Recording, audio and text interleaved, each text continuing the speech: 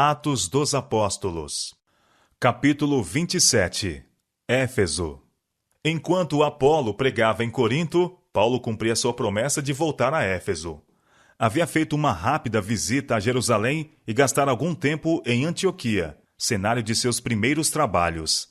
Daí viajou através da Ásia Menor, sucessivamente pela província da Galácia e da Frígia, visitando as igrejas que ele próprio estabelecera e fortalecendo a fé dos crentes. No tempo dos apóstolos, a parte oeste da Ásia Menor era conhecida como a província romana da Ásia. Éfeso, a capital, era um grande centro comercial. Seu porto estava coalhado de embarcações e suas ruas apinhadas de pessoas de todos os países. Como Corinto, Éfeso apresentava um campo promissor para o trabalho missionário. Os judeus, então amplamente dispersos por todas as terras civilizadas, estavam geralmente expectantes pelo advento do Messias. Quando João Batista estava pregando, muitos em suas visitas a Jerusalém, por ocasião das festas anuais, haviam ido às barrancas do Jordão para ouvi-lo. Ali ouviram eles ser Jesus proclamado como prometido e tinham levado as novas a todas as partes do mundo. Dessa maneira, a providência havia preparado o caminho para o trabalho dos apóstolos. Chegando a Éfeso, Paulo encontrou 12 crentes que, como Apolo, tinham sido discípulos de João Batista e com ele alcançado algum conhecimento da missão de Cristo. Eles não tinham a habilidade de Apolo, mas com a mesma sinceridade e fé estavam procurando espalhar o conhecimento que possuíam. Esses irmãos nada sabiam da missão do Espírito Santo. Quando interrogados por Paulo se haviam recebido o Espírito Santo, responderam: "Nós nem ainda ouvimos que haja Espírito Santo." "Em que sois batizados então?" interrogou Paulo. E eles responderam: "No batismo de João." Atos capítulo 19, verso 2 e 3. Então o apóstolo expôs perante eles as grandes verdades que são fundamento da esperança do cristão. Falou-lhes da vida de Cristo na terra e de sua cruel morte de vergonha. Contou-lhes como o Senhor da vida quebrara os grilhões da tumba e ressurgira triunfante da morte. Repetiu as palavras da comissão do Salvador aos discípulos: "É-me dado todo o poder no céu e na terra. Portanto, ide e ensinai a todas as nações, batizando-as em nome do Pai e do Filho e do Espírito Santo." Mateus capítulo 28, versos 18 e 19. Falou-lhes também da promessa de Cristo de enviar o Consolador, por cujo poder grandes sinais e maravilhas serão feitos, e contou-lhes quão gloriosamente havia essa promessa sido cumprida no dia de Pentecostes. Com profundo interesse e grata alegria, os irmãos atenderam para as palavras de Paulo. Pela fé, aprenderam a maravilhosa verdade do sacrifício expiatório de Cristo, e receberam-no como seu Redentor. Foram então batizados em nome de Jesus, e impondo-lhes Paulo as mãos, receberam também o batismo do Espírito Santo, que os capacitou a falar as línguas de outras nações e a profetizar. Dessa forma, estavam habilitados a trabalhar como missionários em Éfeso e circunvizinhanças, e também a sair para proclamar o Evangelho na Ásia Menor. Foi por nutrir um espírito humilde e dócil que esses homens alcançaram a experiência que os capacitava a sair como obreiros para o campo da seara. Seu exemplo oferece aos cristãos uma lição de grande valor. Há muitos que fazem apenas pequeno progresso na vida religiosa porque são presunçosos demais para ocupar a posição de aprendizes.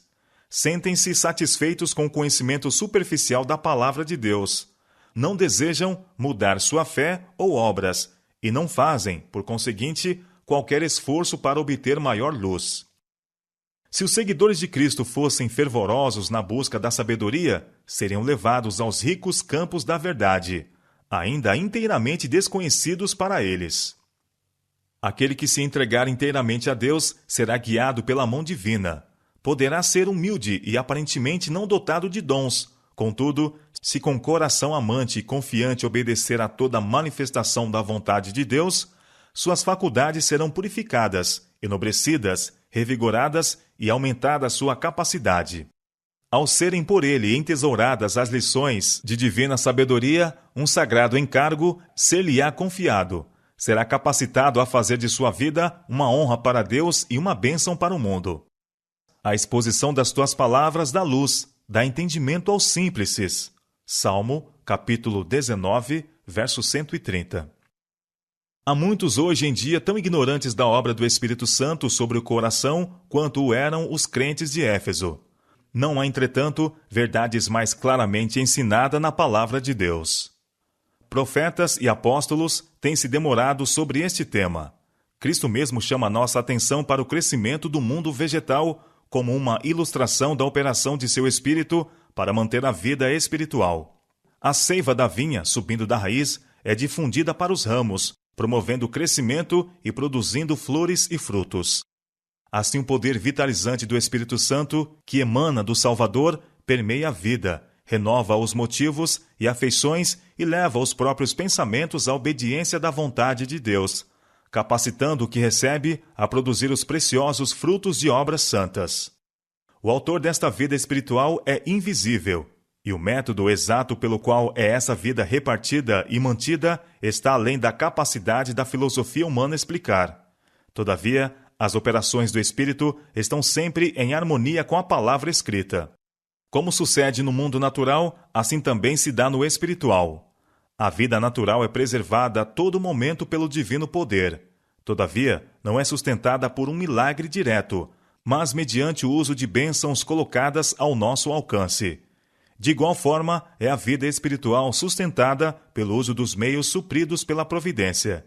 Se o seguidor de Cristo quiser crescer até chegar a varão perfeito, à medida da estatura completa de Cristo, precisa comer do pão da vida e beber da água da salvação. Precisa vigiar, orar e trabalhar, dando em todas as coisas atenção às instruções de Deus em sua palavra. Há ainda para nós outras lições na experiência daqueles conversos judeus. Quando receberam o batismo das mãos de João, não compreenderam completamente a missão de Jesus como aquele que leva o pecado. Mantinham sérios erros. Mas, com mais clara luz, alegremente aceitaram a Cristo como seu Redentor, e com esse passo de progresso veio uma mudança em suas obrigações. Ao receberem uma fé mais pura, houve uma correspondente mudança em sua vida. Como sinal dessa mudança, e em reconhecimento de sua fé em Cristo, foram rebatizados no nome de Jesus. Conforme seu costume, Paulo iniciou sua obra em Éfeso, pregando na sinagoga dos judeus. Aí continuou trabalhando por 3 meses, disputando e persuadindo-os acerca do reino de Deus. A princípio encontrou recepção favorável, mas, como nos outros campos, logo surgiu violenta oposição. Mas, como alguns deles se endureceram e não obedecessem, falando mal do caminho perante a multidão, e como persistissem em sua rejeição do Evangelho, o apóstolo cessou de pregar na sinagoga. O Espírito de Deus operara em Paulo e por meio dele, em seus trabalhos em favor de seus compatriotas. Suficiente prova fora apresentado para convencer a todos os que sinceramente desejassem conhecer a verdade. Muitos, porém, permitiram que os dominassem o preconceito e a incredulidade, e recusaram submeter-se à mais decisiva evidência. Temendo que a fé dos crentes corresse perigo pela contínua associação com esses oponentes da verdade, Paulo se separou deles e reuniu os discípulos num grupo distinto, continuando suas instruções públicas na escola de Tirano, professor de algum destaque.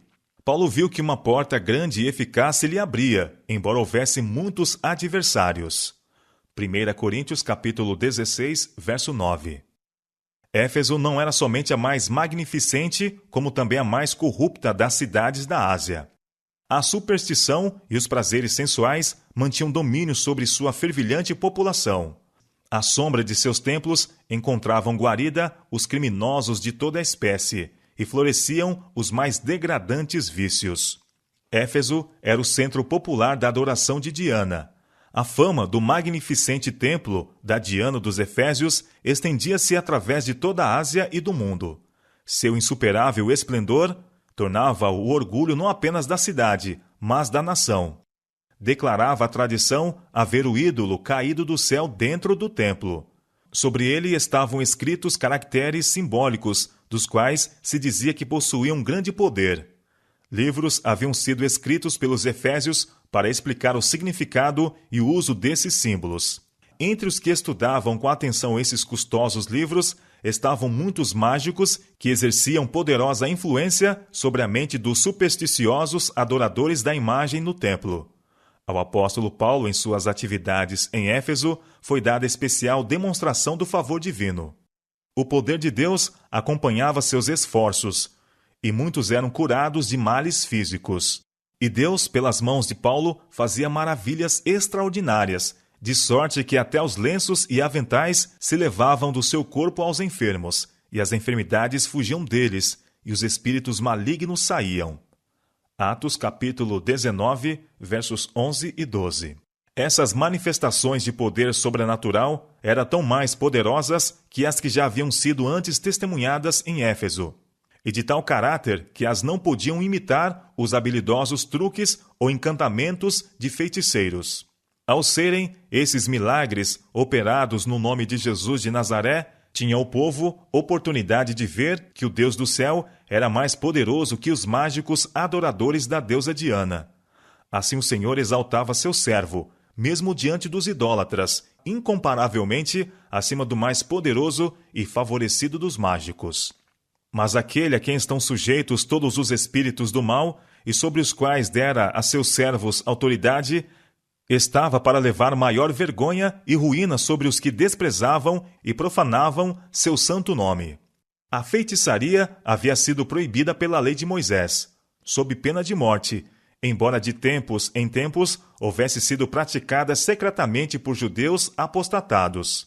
Ao tempo da visita de Paulo a Éfeso, havia na cidade alguns dos exorcistas judeus ambulantes, os quais, vendo as maravilhas por ele operadas, tentavam invocar o nome do Senhor Jesus sobre os que tinham espíritos malignos. Uma tentativa foi feita por 7 filhos de Seva, judeu principal dos sacerdotes.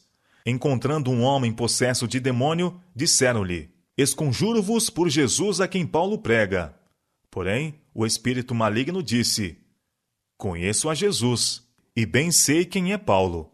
Mas vós, quem sois?" E saltando neles o homem que tinha o espírito maligno, e assenhoreando-se de 2, pôde mais do que eles, de tal maneira que nus e feridos fugiram daquela casa. Atos capítulo 19, versos 13 a 16.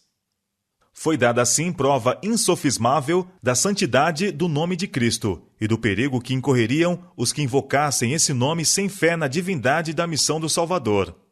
E caiu temor sobre todos eles, e o nome do Senhor Jesus era engrandecido.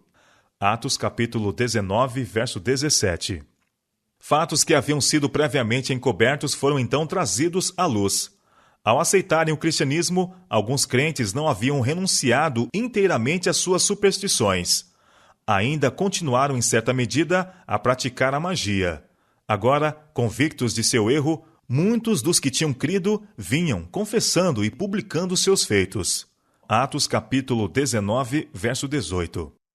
A boa obra se estendeu mesmo a alguns dos próprios feiticeiros, e muitos dos que seguiam artes mágicas trouxeram seus livros e os queimaram na presença de todos, e feita a conta de seu preço, acharam que montavam a 50.000 peças de prata. Assim a palavra do Senhor crescia poderosamente e prevalecia. Atos capítulo 19, versos 19 e 20. Queimando seus livros sobre magia, os conversos efésios mostravam que aquilo em que antes se deleitavam, abominavam agora. Foi por praticarem artes mágicas e por meio delas que haviam especialmente ofendido a Deus e posto em perigo sua salvação. E foi contra as artes mágicas que mostraram tal indignação. Assim deram prova de verdadeira conversão. Esses tratados de adivinhação continham regras e formas de comunicação com os espíritos do mal. Eram os regulamentos da adoração de Satanás, regras para lhes solicitar auxílio e obter dele informações. Retendo esses livros, os discípulos se estariam expondo à tentação. Vendendo-os, teriam colocado a tentação no caminho de outros. Haviam renunciado ao reino das trevas, e para destruir seu poder, não hesitaram ante qualquer sacrifício. Triunfou a verdade sobre o preconceito dos homens e seu amor ao dinheiro. Por essa manifestação do poder de Cristo, foi ganha poderosa vitória para o cristianismo na própria fortaleza da superstição. A influência do evento espalhou-se até mais amplamente do que Paulo imaginava. De Éfeso, as novas circularam por vasta extensão, e forte impulso foi dado à causa de Cristo. Muito tempo depois de haver o apóstolo terminado sua carreira, estas cenas ainda viviam na memória do povo e eram um meio de ganhar conversos para o Evangelho. Supõe-se lisonjeiramente que as superstições pagãs tenham desaparecido dos locais mais civilizados em nossos dias. Mas a palavra de Deus e o severo testemunho dos fatos declaram que a feitiçaria é praticada neste século tanto quanto foi nos velhos tempos da magia. O antigo sistema de magia é, na realidade, o mesmo agora conhecido como espiritualismo. Satanás está encontrando acesso a milhares de mentes por apresentar-se sob o disfarce de amigos já falecidos. As Escrituras declaram que os mortos não sabem coisa nenhuma. Eclesiastes capítulo 9, verso 5. Seus pensamentos, amor e ódio já pereceram. Os mortos não mantêm comunhão com os vivos. Mas, seguro de sua antiga astúcia, Satanás emprega esse engano para obter o controle das mentes. Através do espiritualismo, muitos enfermos, desolados, curiosos se estão comunicando com os espíritos do mal. Todos os que se aventuram a isso estão pisando solo perigoso. A palavra da verdade declara a maneira como Deus os considera. Nos tempos antigos, ele pronunciou um severo juízo contra um rei que havia buscado o conselho de um oráculo pagão. Porventura não há Deus em Israel? Para irdes consultar a Baal-Zebude, Deus de Ecrom? E por isso assim diz o Senhor: da cama a que subiste, não descerás, mas sem falta morrerás. 2 Reis, capítulo 1, versos 3 e 4. Os mágicos dos tempos pagãos têm seu correspondente nos médiuns espíritas, nos videntes e nos cartomantes de hoje. As vozes misteriosas que falaram em Endor e em Éfeso ainda estão por suas palavras mentirosas desviando os filhos dos homens. Se fosse erguido o véu que está diante de nossos olhos, veríamos anjos maus empregando todas as suas artes para enganar e destruir. Onde quer que uma influência esteja afastando de Deus os homens, ali está Satanás, exercendo seu poder de feitiçaria. Quando os homens se rendem à sua influência, antes de se darem conta, a mente já está desviada e o espírito poluído. A admoestação do apóstolo à igreja de Éfeso tem de ser ouvida pelo povo de Deus hoje. E não comuniqueis com as obras infrutuosas das trevas, mas antes condenai-as. Efésios capítulo 5, verso 11.